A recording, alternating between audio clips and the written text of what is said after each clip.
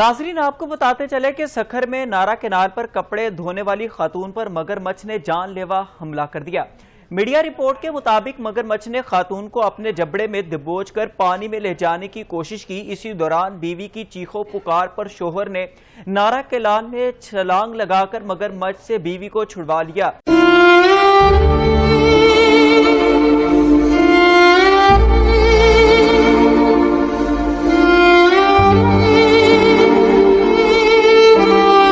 ताहम जानलेवा हमले में मगरमच्छ ने खातून की टांग को जपाकर जख्मी कर दिया, जिस पर खातून को तिब्बी इमदाद के लिए मकामी अस्पताल मुंतकिल कर दिया गया, जहां जख्मी खातून को तिब्बी इमदाद फराहम की गई है।